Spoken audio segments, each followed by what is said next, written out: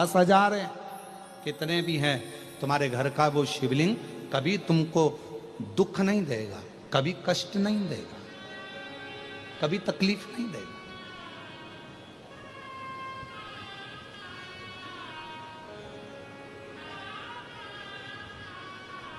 कितने भी शिवलिंग। और हां, एक बात याद रखना, अगर तुम्हारे घर के अंदर कोई शिवलिंग नहीं है तो शिव महापुराण की कथा कहती है, सती माता का चरित्र कहता है, फिर उस घर से गया हुआ व्यक्ति कितने भी तीर्थ कर आए, कितने भी तीर्थों का जल लेकर आ जाए और कितने भी तीर्थ कर आ जाए, उस तीर्थ का कोई फल नहीं होता अगर घर के अंदर शिवलिंग नहीं होता। घर के अंदर शिवलिंग का होना बहुत जरूरी, भले छोटा सा, भले छोटा, वो घर में होना। शंकर की उदारता से एक विश्वास, कहीं पर भी रहो, सीमा हो सकती है देश की हो, सीमा हो सकती हो प्रदेश की हो, सीमा हो सकती हो पुलिस की हो, सीमा हो सकती हो एक विधायक की, एक सांसद की भी एक सीमा होती है, एक अध्यक्ष की भी सीमा होती है, पर मेरे शंकर भगवान की कोई सीमा नहीं। जिसने दिल से पुकारा, जिसने दिल से नाम लिया, मेरा शंभू वहीं आकर खड़ा हो, वहीं।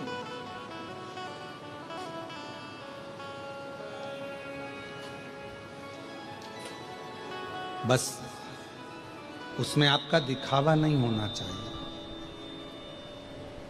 देखिए, सती माता से कह रही हैं, माता प्रसूति की ये थोड़ा सा जल का आचमन कर लो, और माता प्रसूति के शब्द सुनकर माता सती कह रही है, भले मेरे पिता का घर पर जल नहीं पीऊंगी, क्योंकि यहां शिव का स्थान नहीं है।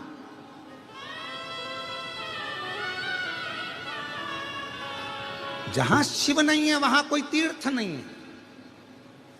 चाहे दुनिया में तीर्थ जाकर कितना भी जल इकट्ठा कर लेके आओ, कोई कहे हम गंगा का जल लाएं, कोई कहे हम सरयू जी का जल लाएं, कोई कहे हम मंदाकिनी का जल लाएं, कोई कहे हम यमुना जी का जल लाएं, कोई कहे हम छिपरा का जल लाएं, कोई कहे हम नर्मदा का जल लेकर आए। सारी दुनिया का जल एकत्रित कर लो, सारी दुनिया का, सारे देवताओं को एकत्रित कर लो, पर यदि शंकर का कोई स्थान नहीं, शिवलिंग नहीं, तो उस घर के जल का भी कोई महत्व नहीं।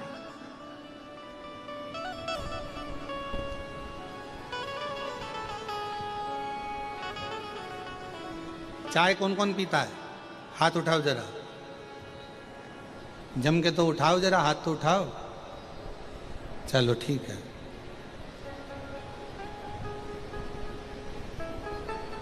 चाय की पत्ती को कितना भी उकालो, उसमें कड़वाहट होती कि नहीं होती? चाय में कड़वापन होता है कि नहीं होता है? होता है ना। शक्कर डाल दो चाय की पत्ती में, उसका कड़वापन जाएगा क्या? जम के तो बोलो। और शक्कर डाल दो चाय की पत्ती में, उसका कड़वापन जाएगा क्या? नहीं जाएगा। चाय का कड़वापन कब जाएगा? जब चाय में थोड़ा सा दूध डल जाएगा। दूध चाय के अंदर गया कि उसका कड़वापन समाप्त हो जाएगा। उसी तरह पूरी जिंदगी कड़वी है। मनुष्य की देह मिली है भोगने के लिए, कभी परिवार, नाते, रिश्ते, कुटुंब, कबीले, ये सब चलेंगे। सारा दुख जिंदगी का हमारे सामने आएगा, सबका सामना करना पड़ेगा। ये दुख, ये कड़वापन हमारी जिंदगी में चलता रहेगा। चाय में कड़वापन रहता है, कड़वाहट रहती है, पर चाय में कितनी भी शक्कर मिलाकर उकाल लो, पर चाय का कड़वापन चाय में हमेशा रहेगा। पर चाय के कड़वेपन को यदि कम करना है तो उसमें दूध डालना पड़ेगा, चाय का कड़वापन समाप्त हो जाएगा। दूध डालते से चाय की कड़वाहट समाप्त हो जाती है। उसी तरह जिंदगी में कितना भी कड़वापन हो, जीवन में कितना बड़ा भी दुख हो, शंकर के नाम का बस उच्चारण करते से ही हमारे जीवन का भी दुख समाप्त होता चले जाता है। हमारे जीवन का भी दुख, हमारे जीवन का भी कड़वापन, हमारे जीवन का भी एक कुछ भी अमंगल हो, वो समाप्त होते चले जाता है। जीवन मंगलमय होना चालू हो जाता है, आनंदित होना चालू हो जाता है। इसलिए चाय को उकालो, शक्कर भी कितना डाल दो, अदरक भी कितना डाल दो, इलायची भी कितना डाल दो, पर चाय की कड़वाहट दूध से ही समाप्त होगी। उसी तरह मनुष्य देह के जीवन का दुख शिव नाम समाप्त हो। शिव नाम कहीं पर भी बैठकर कभी भी श्री शिवाय नमस्तुभ्यं। श्री शिवाय नमस्तुभ्यं। सब बोलिए श्री शिवाय नमस्तुभ्यं। श्री शिवाय नमस्तुभ्यं। श्री शिवाय नमस्तुभ्यं। श्री शिवाय नमस्तुभ्यं। मात्र उच्चारण मात्र से जीव जब पुकारे ओम नमः शिवाय। अब कोई कहे गुरुजी ओम स्त्री को बोलना चाहिए कि नहीं बोलना चाहिए, पुरुष को कैसे बोलना चाहिए, स्त्री को कैसे बोलना चाहिए, तो हम तो कहेंगे कोई प्रपंच में मत फंसो, तुम्हारा मन करे, तुम्हारा दिल करे वैसे भगवान को पुकारो। हाथी को स्तुति करना नहीं आती थी, हाथी कोई मंत्र नहीं जानता था, हाथी कोई पाठ करना नहीं जानता था, हाथी कोई स्तुति करना नहीं जानता था। बस हाथी ने तो एक पुष्प कमल का तोड़ा और भगवान को ऊपर देखकर पुकारने लगा और भगवान नारायण गरुण छोड़कर भागकर हाथी के लिए पधार गए, हाथी के लिए दौड़ पड़े।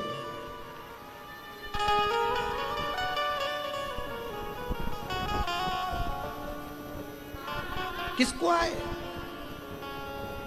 उगना महादेव की कथा कथी है। विद्यापति बुजुर्ग हो गए थे, कवि थे, शिव को कवि कविता का पाठ करते थे, बुजुर्ग हो गए थे, बूढ़े हो गए।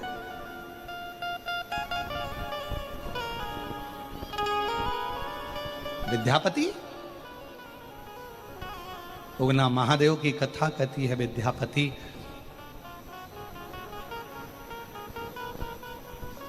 एक दिन मन में सोच रहे थे अब शरीर से बनता नहीं है। शिव महापुराण में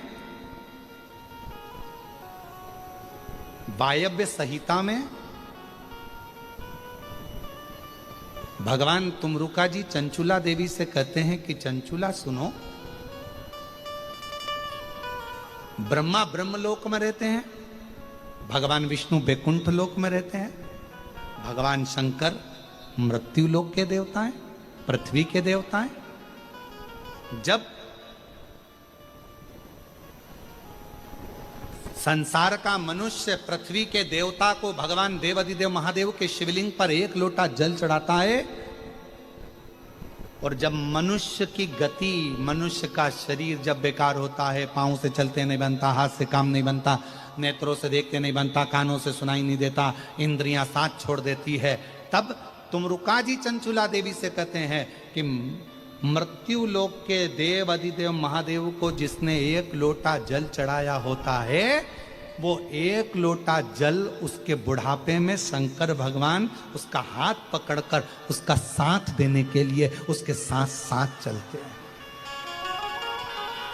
साथ, इसलिए सारी समस्या का हल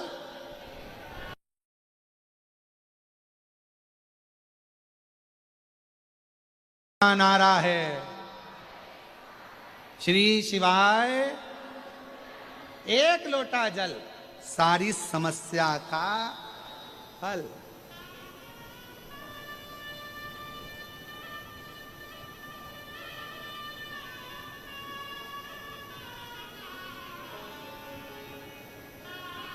शिव जी को एक लोटा जल चढ़ाओ, शंकर जी का ये चढ़ा हुआ जल एक ना एक दिन काम आएगा।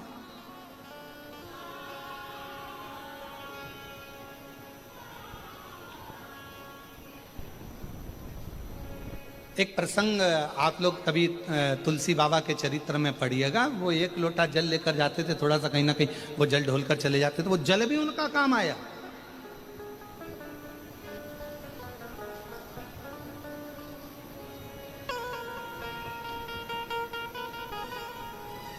चलो एक बात और, एक प्रैक्टिकल करके देखो, कहीं सियोर वाला महाराज जी कहीं गड़बड़ तो नहीं बोल रहा है, तो प्रैक्टिकल जरूर करना। एक गमले में मिट्टी भरी है, उसमें कोई बीज तुमने नहीं लगाया, उस गमले में कोई बीज नहीं है, कोई पौधा नहीं है। तुम एक काम करो कि रोज उस गमले में थोड़ा थोड़ा जल डालना चालू करो। अब तुमने ना तो बीज लगाया, ना उसमें कोई कलम लगाई, ना कोई इसमें डाली लगाई, ना तुमने कुछ लगाया, उसके बाद भी उस गमले के अंदर, उस गमले में जल चढ़ाते चढ़ाते चढ़ाते चढ़ाते एक ना एक पौधा छोटा सा अपने आप अंकुरित हो जाएगा। तुम्हें मालूम नहीं पड़ेगा कि इसमें पौधा कहां से आ गया। इसमें तो बीज ही नहीं था, इसमें तो कलम ही नहीं थी, इसमें तो कोई पौधा ही नहीं था। फिर आखिर यह पौधा आया कहां से?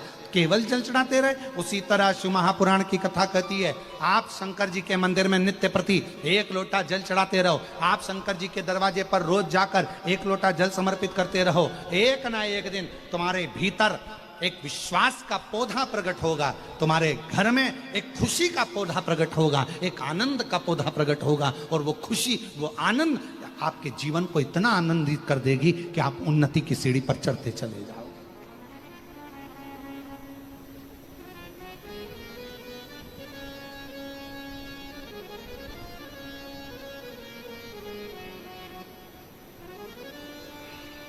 उगना, महादेव की कथा कहती है, विद्यापति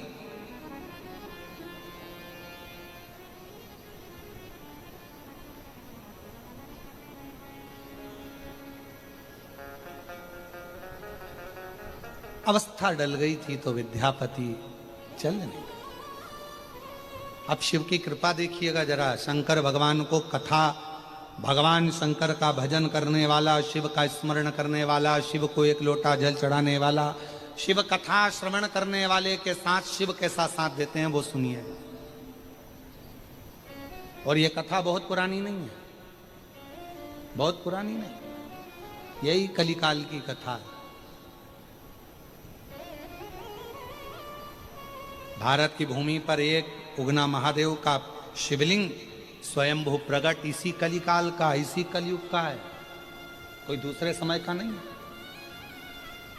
विद्यापति एक दिन बैठे हुए थे, शिव जी को लगा आजकल विद्यापति कविता पाठ नहीं करते, मुझे सुनने को नहीं मिलता, क्यों ना मैं जाऊं विद्यापति के पास।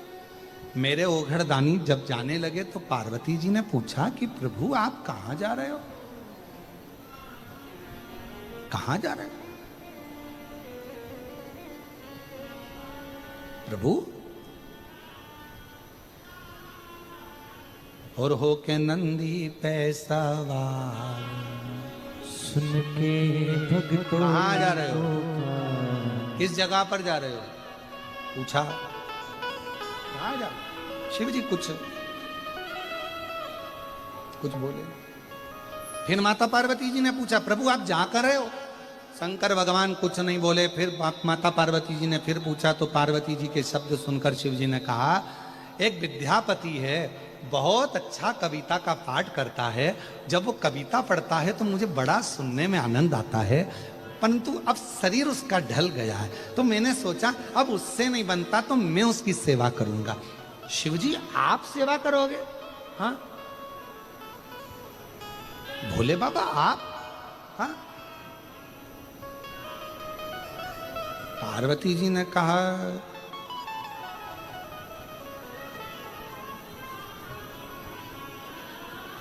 प्रभु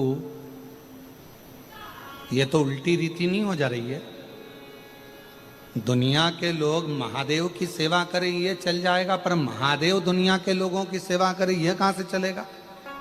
शंकर भगवान बोले सुनो पार्वती, जब किसी मनुष्य के भजन का बल बढ़ जाता है, उसकी भक्ति का बल बढ़ जाता है, और मनुष्य जब धीरे धीरे अवस्था ढलती जाती है तब उसका परिवार साथ छोड़ देता है।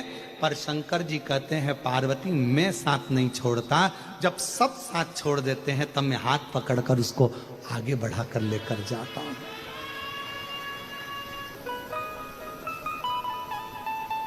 कोई साथ दे नहीं तब तू देना,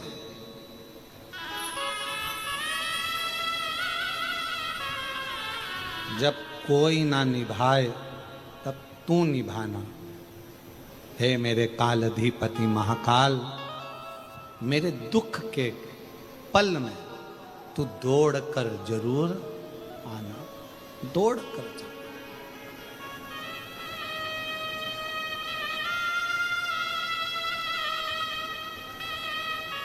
तब तू आ, और तेरी कृपा से, तेरी दया से, तेरी करुणा से सुख का अनुभव।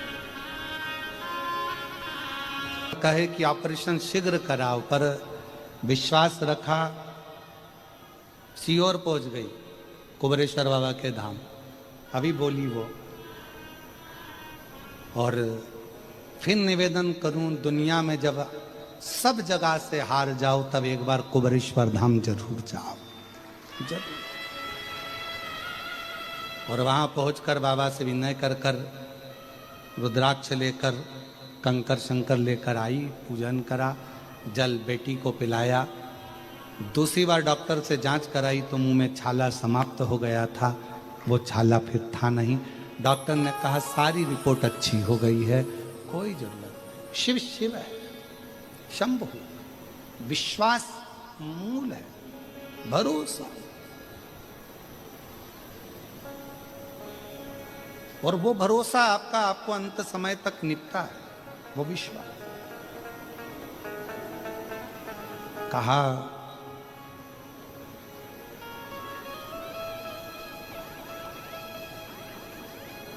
विद्यापति के लिए शिवजी कह रहे हैं कि मैं जाऊंगा, और विद्यापति के लिए भगवान देवादिदेव महादेव भगवान शंकर स्वयं गए, स्वयं। एक सेवक का रूप रख लिया, तन पर एक पिछोड़ा था, वस्त्र नहीं था।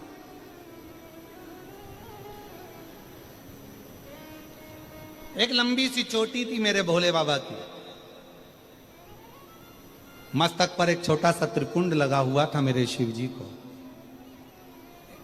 तन पर एक धोती लपेटे हुए थे मेरे बाबा भोलेनाथ। और विद्यापति के दरवाजे पर पहुंच गए और आवाज लगाकर कहा विद्यापति जी, ओ विद्यापति जी, विद्यापति जी, ओ विद्यापति जी। विद्यापति जी को आवाज लगाई, विद्यापति जी ने आवाज सुनी, अंदर बुलाया, कौन है रे, अंदर आ। तो कहा मुझे काम की जरूरत है, मैं आपके यहाँ काम करना चाहता हूँ, मेरा कोई भी नहीं है संसार में, मैं आपका कोई भी काम कर दूंगा, मुझे रख लो। विद्यापति जी ने कहा मेरे को तो खुद खाने के लाले पड़ रहे हैं, मेरे पास कुछ धन नहीं, दौलत नहीं, संपदा नहीं, मेरे पास में कोई धन नहीं है, दौलत नहीं है, संपदा नहीं है, मैं तुझे क्या दूंगा, मेरे पास तो कोई तेरे को देने के लिए तनख्वाह भी नहीं है।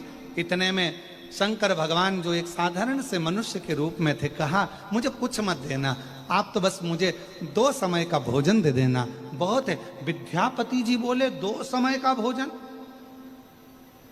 शिव जी ने कहा चलो ठीक है, एक काम करो कि 1 समय का भोजन दे देना, बस बहुत है।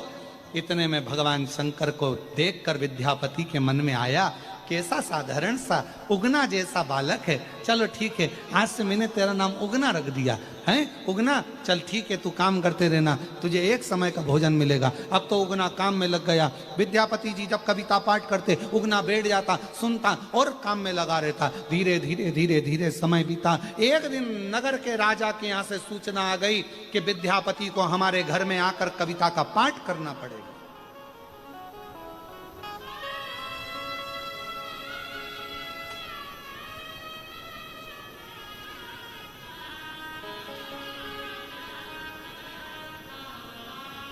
विद्यापति को हमारे यहाँ आना है।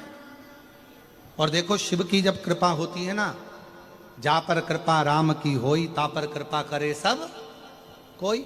जिस पर परमात्मा की कृपा हो गई उस पर सबकी कृपा हो गई। राजा के यहाँ से सूचना आ गई विद्यापति जी के यहाँ, विद्यापति आपको हमारे यहाँ आकर पाठ करना है। विद्यापति खुश हो गए, जिंदगी में पहली बार किसी राजा के यहाँ जाकर मुझे कविता पाठ करने का मौका मिलेगा। विद्यापति चल दिए, चले उगना साथ में। चलते चलते बीच रास्ते में विद्यापति जी को प्यास लगने लगी, बहुत तेज। अरे उगना, बहुत प्यास लग रही है, जल्दी जल लेकर आ। उगना ने देखा ना कोई तालाब है, ना बावड़ी है, ना कुआं है।